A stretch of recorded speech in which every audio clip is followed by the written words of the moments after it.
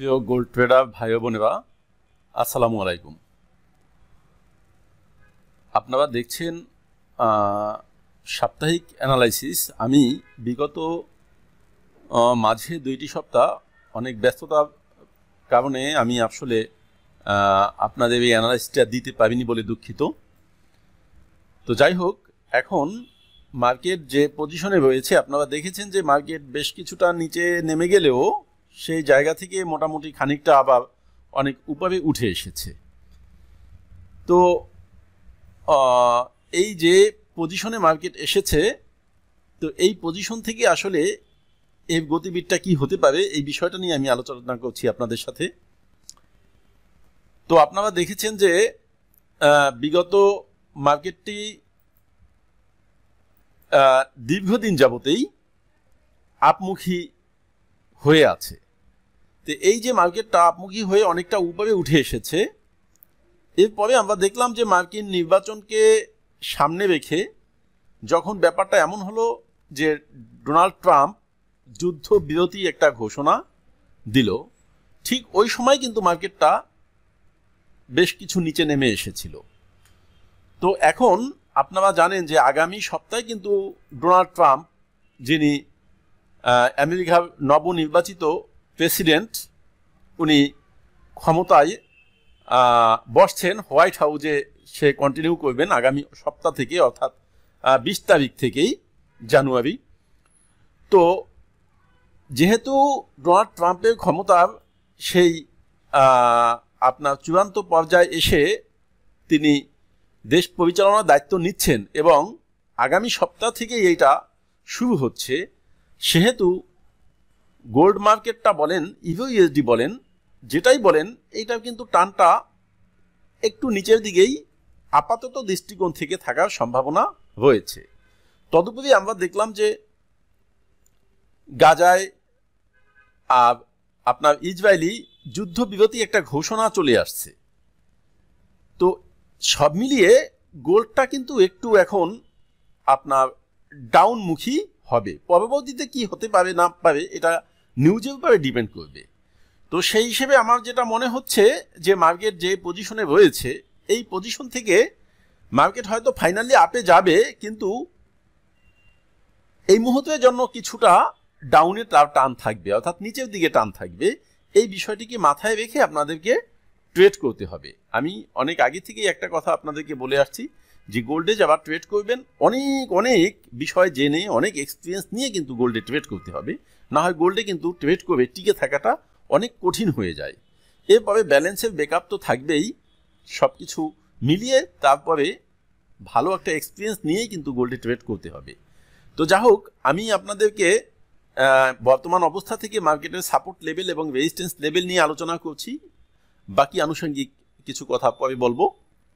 সম্মানিত ভিউয়ার, বর্তমানে যেখানে রয়েছে আপনারা গোল্ড মার্কেটটা আপনারা দেখছেন যে 2702-এ মার্কেটটা রয়েছে।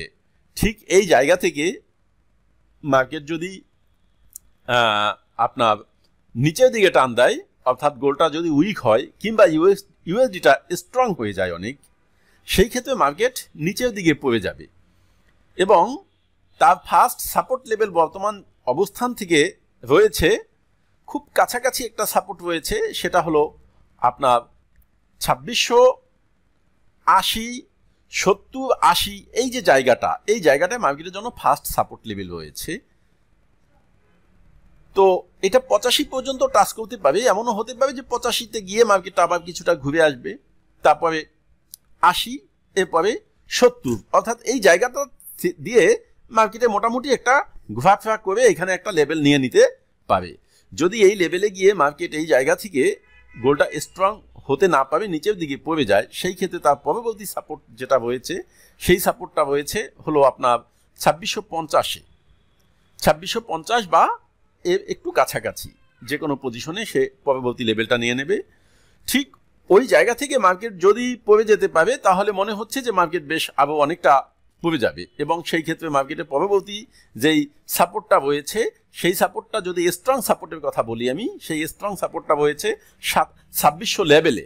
তবে এই 2600 লেভেল পর্যন্ত যাওয়ার আগে মোটামুটি 2630-এ একটা লেভেল এখানে আছে। তবে এই লেভেলটা অত বেশি স্ট্রং না, তারপরেও নিতেই পারে। আপনাদের এই যে লেভেলগুলোর কথা আমি বললাম, এই লেভেলগুলোকে মাথায় রেখে আপনাদেরকে গোল্ডে ট্রেড করতে হবে, যারা সেলে ট্রেড করে থাকবেন। সম্মানিত ভিউয়ার, যেই লেভেলগুলোর কথা আমি এতক্ষণ আপনাদের সাথে আলোচনা করলাম, এগুলো হলো সাপোর্ট লেভেল। সাপোর্ট লেভেলটা হলো মার্কেট যদি নিচের দিকে যায় তাহলে কোন পজিশন থেকে কোন পজিশনে যেতে পারে।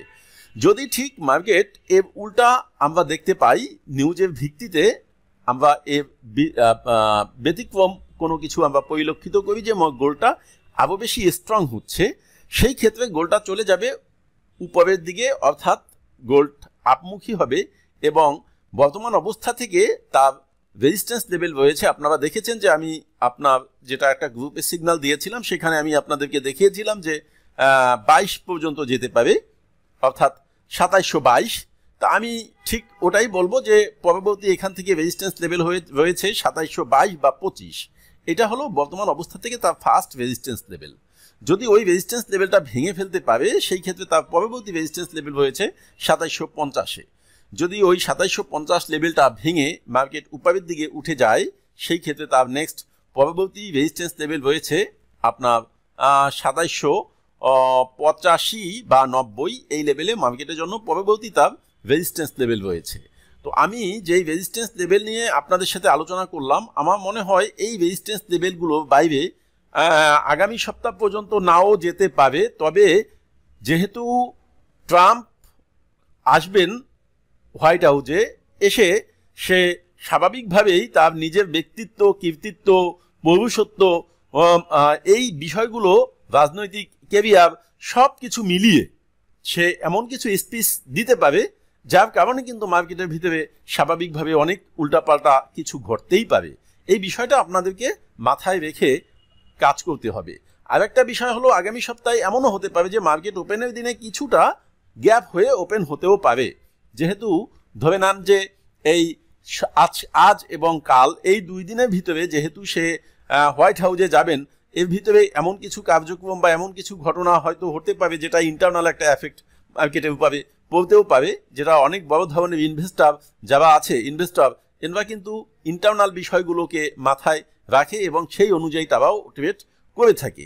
তাদের একটা ট্রেডের কারণে কিন্তু মার্কেটের ভিতরে যথেষ্ট পরিমাণ আপনার ভোলাটিলিটি দেখা দিতে পারে, যেটা আমরা ক্ষুদ্র ট্রেডার যারা আমরা রয়েছি, আমাদের ট্রেডের কাছে ওনাদের ট্রেডের মানে ওনাদের ট্রেড কিছুই না।